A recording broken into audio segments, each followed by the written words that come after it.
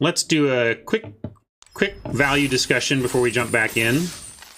Because again, as Cincy said, this channel is all about value.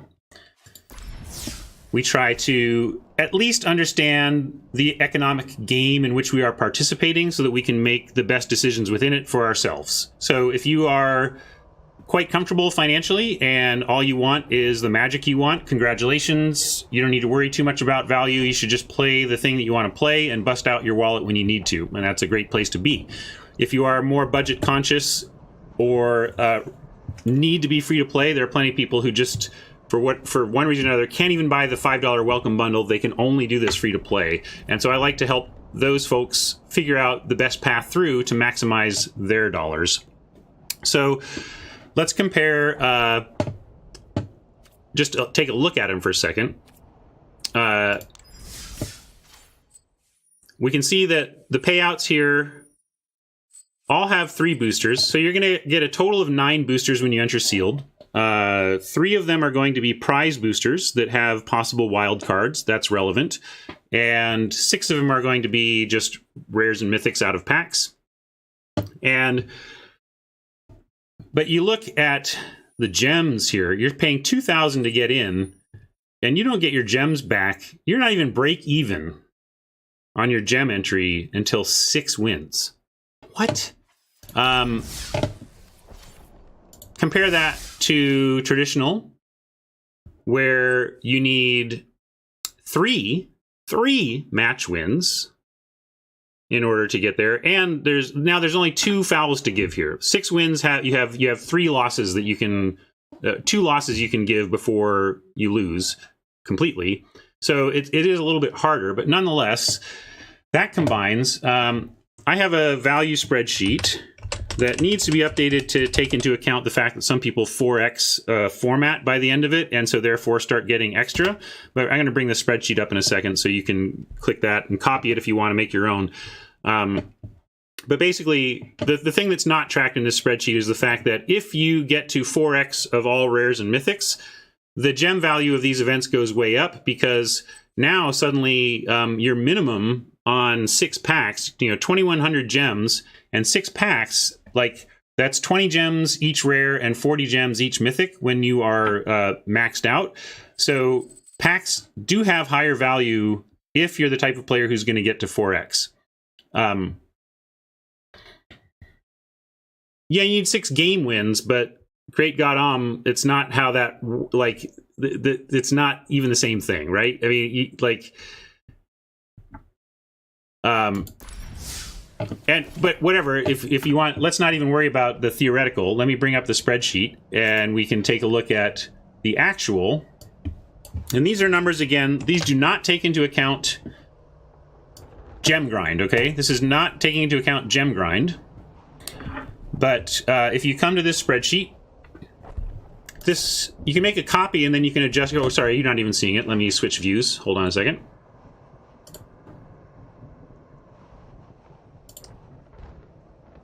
Here we go. All right. So I made these tables so we understand what the actual cost in gems is on average for an event. So at a 50% win rate, a ranked sealed has a final cost of 997 gems. So regardless of what you're saying, oh, well, you have to win this many times. Like, sealed for a 50-50 player costs about 1,000 gems per. Whereas we go down to traditional draft and the final cost is only 792. So it's a significant lower gem cost. And then, of course, ranked draft has the lowest final cost, but it depends on how you're measuring things, right? There's also how much game EV you're going to expect. In ranked draft, you're going to play 5.73 games. In traditional draft, you're going to play 9.3. So if you're thinking of things in terms of how much actual Magic playing time you're getting, if you're thinking of this as an arcade machine, I'm dropping in quarters and I'm playing limited. you can look at it as a gems per game cost of, 70 gems per game versus 85 gems per game. So even then, for the 50-50 player, the gems per game cost is still better over here. But again, remember that this does not take into account the gem grind. So if you're going to get 4x, all this EV is going to go way up because of those gems you get to grind, whereas the ranked draft only gives you 1 booster with a chance at 2 as part of your prize pool. So it's much harder to grind gems in prize packs in ranked. So I do want to update these tables so you can at least toggle to see what it looks like. But also, let's take a look at me though. So I'm more towards 60%, and your win rate is going to be different in best of 3 and best of 1. But I'm actually pretty close to 60% on either side of it. So just for a broad strokes, we'll take a look at it at 60% and see what happens. So suddenly at 60%, my final cost is 673 on sealed, 250 on ranked, and 477 on traditional draft. But then my cost per game gets really a lot closer. And then with the gem grind here, it's going to lower this even more. So for me, this is why, people say, like, for me, I don't really care if I'm playing ranked draft or traditional draft, because my personal metric is gems per game. Like, I'm paying to play Magic, so I want to know how much playtime I am getting for my dollars. So this is the one I use. You might use this. Maybe this is your bottom line. Maybe your bottom line is EV. But it really shouldn't. That's the thing. The EV is best here, but it doesn't necessarily mean the cost is best, right? And if you... so you can copy this and apply it, but it's ultimately this fat number that makes me say don't play sealed unless you are, and this fat number, unless you are comfortable with your finances and are in this just to play however you want to play. So there you go. There's a quick aside on the value and the approach to value we take on this stream. And it drives how I choose what queues we play in when we're playing on the free-to-play account. Today we're playing on the paid account because we're playing as players with more money than time today. Let's see, I think draft view is where we were at over here. I'll take any follow-up questions on that. Diablo12341 asks if you have an idea of the fastest free-to-play way to 4x a set. Well, you can see, I should put a marker on that spreadsheet, but I also track my results. So there's another tab on there that shows, here, we'll put spreadsheet in the link again. There's the link. So what you're going to want to do is go to that, make a copy, and then you can edit the copy.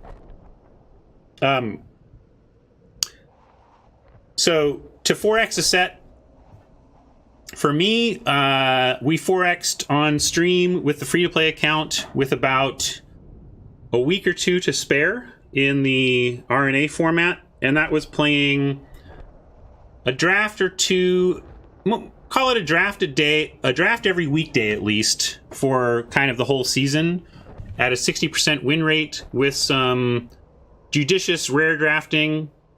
We got there. So, but ultimately, to free to play your way to I can help you with free to play your way to a set via limited. I'm not actually sure what the best path is via constructed. If you've got a good constructed deck and want to grind that, but for limited, it's really just a matter of being disciplined with your daily gold grind and cycling your quests. In fact, I think we failed to do so, right? Let's cycle this.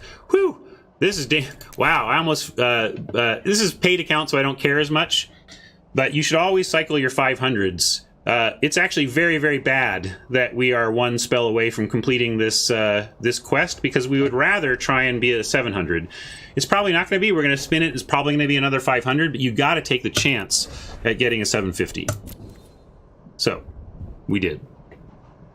In fact, if you're really free to play, it's so important for you to take these chances that you should try and end your day with an incomplete 500 gold quest, so that if your overnight quest is a 750, you still have a 500 to cycle the next day. All right.